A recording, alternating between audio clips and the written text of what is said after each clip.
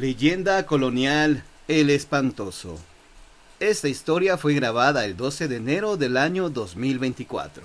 La calle que hoy conocemos como Segunda de Pino Suárez, mucho tiempo fue conocida como la calle del Espantoso, por un trágico hecho que ocurrió en 1581, año en que recibía el nombre de Nuestra Señora de Rosario. En aquel lugar vivía don Santiago de Salcedo y Romo, un rico descendiente de uno de los soldados que llegaron a tierras mexicanas con Pánfilo de Narváez, pero como la mayoría de los hacendados de la colonia, abusaba de su poder y era cruel y déspota con los indígenas. Cierta noche en que celebraba un acontecimiento, apareció ante él una hermosa dama que levantaba sospechas a los criados, pero don Santiago la reconoció enseguida, sintiéndose dichoso de tenerla en su hogar.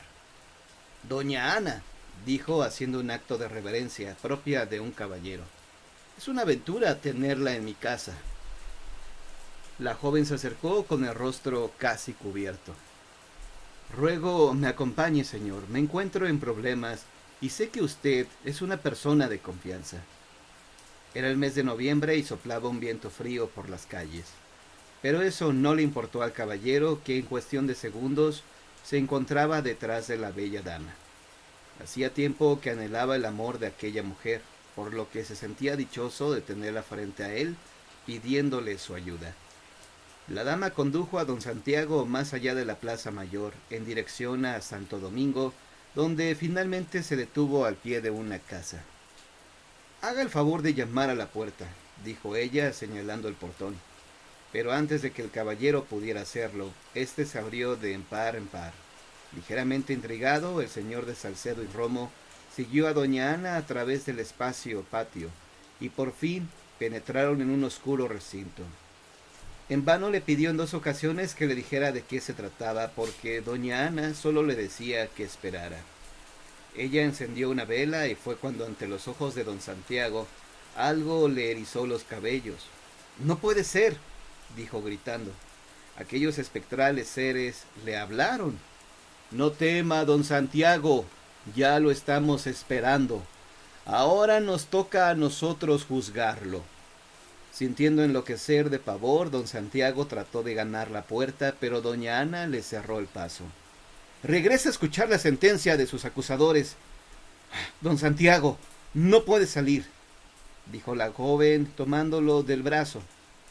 Enloquecido el hombre quiso apartar a doña Ana de la puerta, pero entre el forcejeo cayó el velo de la dama, que dejó ver finalmente su descarnado rostro. «¡No!», gritó el hombre con horror. «¡Desaparezcan, seres descarnados! ¡Váyanse de mi vista!». El espíritu de doña Ana tomó nuevamente el brazo del caballero, que sintiéndose desfallecer soportaba el halo frío de aquel lugar. A los pocos segundos cayó desplomado en el suelo. Muchas horas debió permanecer así, pues cuando volvió a tener conciencia de sí mismo, empezaba a amanecer. A la luz de la mañana el recinto presentaba igual aspecto. Al fondo estaba la mesa en la que se encontraban aquellos seres infernales. «Si lo soñé, ¿cómo habré llegado hasta aquí?», se preguntó mientras se incorporaba. Esta vez no hubo nada que le impidiera huir del lugar. El portero del convento de Santo Domingo, a donde se refugió, escuchaba con asombro el relato que don Santiago le refería.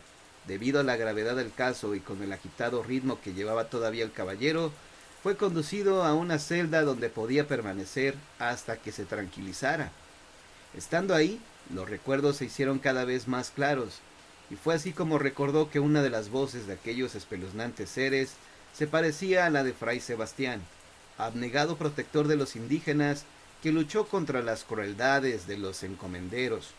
Aquel recuerdo lo llevó a algunos anteriores, cuando el fraile estaba vivo, y él se encargaba de descargar su látigo contra los indígenas ante la presencia del franciscano.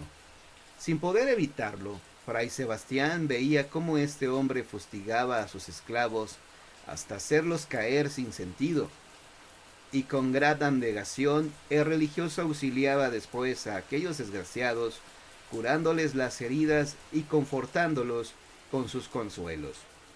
El padre sufría y oraba por aquellos infelices, sabiendo que nada podía hacer para protegerlos del malvado encomendero. Pero los desmanes de don Santiago fueron en aumento. Además de maltratar a los indígenas, se hacía llevar jóvenes esclavas a sus aposentos. Y cuantas veces Fray Sebastián había querido poner aquello en conocimiento de las autoridades, tropezaba con grandes obstáculos. El religioso tenía amistad con la familia del regidor don Juan de Carvajal y Velasco, a quien enteró de su preocupación, pero a pesar de que don Juan habló con el virrey, poco pudo conseguir para hacerle justicia. Y aunque los cargos continuaron acumulándose contra el infame Santiago, el virrey Lorenzo Suárez de Mendoza no actuaba en contra de él, ni la Inquisición se quiso hacer cargo de destituir a aquel malvado hombre. Pero cierto día una noticia llenó de júbilo al regidor y al fray Sebastián. Se trataba de una carta del virrey, quien pedía oidores para tomar juicio de residencia a Santiago de Salcedo y Roma. Obviamente don Santiago, al enterarse de tal noticia, montó en cólera, destrozando todo lo que encontraba a su paso. ¡Malditos!, decía con furia. ¡Malnacidos! Ahora sabrán quién es Santiago de Salcedo y Romo. Comenzó a sobornar a los oidores, a algunos con dinero y a otros tantos con amenazas, pero ni todo eso le bastó para cuando habló con sus principales acusadores. Viendo don Santiago que nada conseguía, recurrió nuevamente a las amenazas, pero humillado dejó la casa de don Juan el regidor.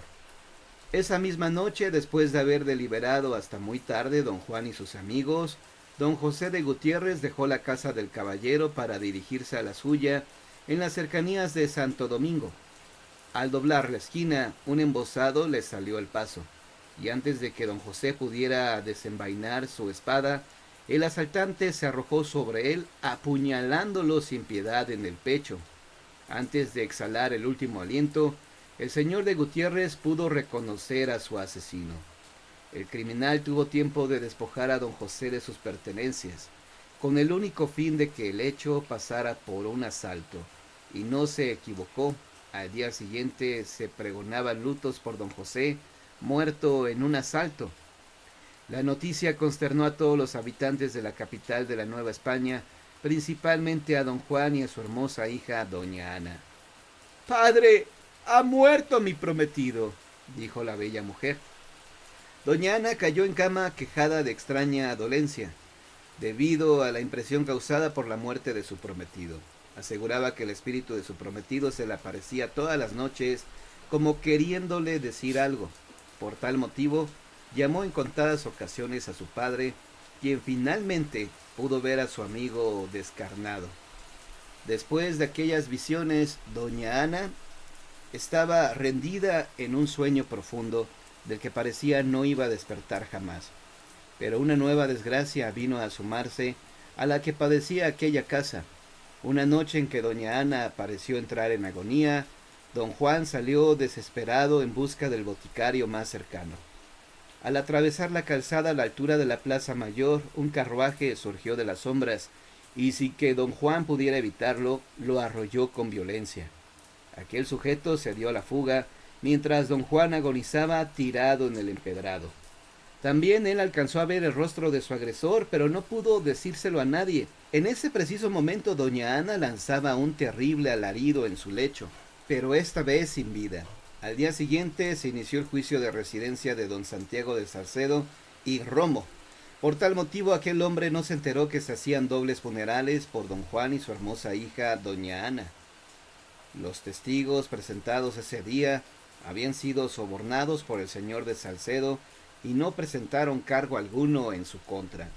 Fray Sebastián fue llamado a compadecer al día siguiente, pero el sacerdote sabía que estaba solo contra don Santiago y nunca pudo saber cómo había penetrado al convento aquel malvado hombre, pero en cuanto lo tuvo frente a él, trató de defenderse, y aunque quiso pedir auxilio, las manos de don Santiago le habían atenazado el cuello, impidiéndole emitir sonido alguno. Cuando fray Sebastián hubo muerto, don Santiago lo despojó del cordón de su hábito y con él lo colgó de una viga. «Ahora son 3 los testigos que tendrán que venir del más allá para acusarme», dijo don Santiago con una sonrisa siniestra. Y todavía cuando abandonó el convento, burlando la vigilancia de los franciscanos, iba maquinando nuevas infamias para consumar su venganza. Doña Ana está sola y sin prometido, decía para sí. Cuando hallaron el cuerpo del fraile lo creyeron suicida, negándole el derecho a reposar en el cementerio del convento. Y de este modo no hubo testigo de cargo en el juicio de don Santiago, por lo que los oidores lo exculparon plenamente, noticia que llenó de gozo el corazón del caballero, quien pasó el día entero celebrando el acontecimiento con amigos y mujeres. Se retiró a su casa por la noche y fue cuando doña Ana apareció ante sus ojos. Al recordar todo esto, se sintió tranquilo en la celda del convento, pero a los pocos minutos compareció ante él un sacerdote. Dispuesto estoy a escuchar su confesión, dijo el religioso. Disculpe, padre, replicó don Santiago. Estoy muy nervioso aún y no puedo confesarme todavía. Pidió además que lo dejaran quedarse en el convento, por lo menos hasta que recuperara del todo la razón. Pero su tormento se acrecentó, ya que por las noches aquellas ánimas errantes llegaban hasta su celda, razón por la cual su salud se resintió, presentando poco después un aspecto amarillento y enfermizo que alarmaba a los dominicos, quienes observaron durante varios días su conducta, llegando a la conclusión de que siempre se veía temeroso y angustiado. Por las noches eran tan espantosos los alaridos del señor de Salcedo que los monjes, temerosos de que estuviera loco, no acudían a su auxilio. Aseguremos su celda, no sea que se escape, dijo el padre prior al creerlo loco. De esta manera, en lugar de tener algún escape, don Santiago se veía solo y acosado por sus 4 acusadores. Evadiste el juicio de los hombres, pero no podrás evitar el nuestro, dijo el espíritu de fray Sebastián. ¡Déjame salir!, gritaba con terror don Santiago, pero aquellos gritos parecían estimular a las ánimas. Tus crímenes merecen la horca, decían con mirada amenazante. No, tengan piedad, dijo el desdichado hombre. Piedad es lo que no tuviste con los indígenas que te imploraban, replicó el ánima de fray Sebastián. Como aquellas escenas se repitieron noche tras noche, el superior decidió poner el remedio. Por tal motivo le suplicó que se marchara del convento, pero don Santiago sabía que si ponía un pie fuera del recinto sagrado, algo muy grave le ocurriría, por lo que intentó suplicarle que lo dejara más tiempo, pero nada pudo conseguir. Esa tarde se apersonaron 2 frailes juaninos en el convento de Santo Domingo con intenciones de llevárselo con ellos. Con ayuda de otros hermanos, lograron abrir la puerta de la celda donde el caballero se refugiaba, y aunque les costó un gran trabajo sacar a don Santiago, a los pocos minutos ya estaban en la calle cargando al enloquecido caballero. Pero en cuanto las puertas del convento de Santo Domingo se cerraron, dejó de poner resistencia. Los hermanos juaninos se miraron extrañados. El que antes se negaba a caminar ahora apretaba el paso, apremiándolos a que lo siguieran. La noche había caído y el viento soplaba con fuerza mientras gemía de impresionante manera. Don Santiago miraba con temor para todos lados. ¿Falta mucho aún, hermanos?, preguntó llevándose las manos a la boca como si fuese un niño pequeño. Pero no habían caminado más de 4 calles cuando 4 sombras le cerraron el paso. ¡Alto!, dijo una de ellas. Don Santiago debe venir con nosotros. Ya es hora de que cumpla su condena. Los frailes tomaron sus cruces, pero don Santiago, enloquecido de temor, se desprendió de su lado y echó a correr despavorido por las calles. ¡Ayúdenme!, gritaba con gran desesperación. Los hermanos de San Juan de Dios fueron testigos de un hecho aterrador. Aquellas 4 sombras se habían lanzado en persecución de don Santiago, quien seguía cruzando la ciudad dando grandes pasos, hasta que no pudo continuar más. Se encontraba tirado justo en el callejón que después se llamó de Salsipuedes, hoy conocido como de Dolores. Cuentan las crónicas que el señor de Salcedo se vio sin escapatoria. ¡Tengan piedad!, dijo sollozando. Pero aquella fría noche la capital se estremeció con los alaridos de don Santiago, que era llevado por el aire conducido por sus 4 acusadores espectrales. Nadie se atrevió a salir de sus casas. Era como si el demonio anduviera suelto. Se cuenta que a la mañana siguiente, los vecinos de la calle de Nuestra Señora del Rosario, hoy segunda de Pino Suárez, contemplaron ante la casa del encomendero una horca negra, y en ella la cabeza de aquel perverso hombre, cuyo cuerpo se balanceaba con el viento. Y de acuerdo con las crónicas de la época, aquel espectro vagó por las calles de la colonia, lanzando gemidos despavoridos que causaban temor a los habitantes de la Nueva España, motivo por el cual la calle recibió el nombre del Espantoso, hasta que la Santa Inquisición intervino para prohibir que se le nombrara de esa manera, y años más tarde la calle recibió el nombre de Bajos de Portacoeli.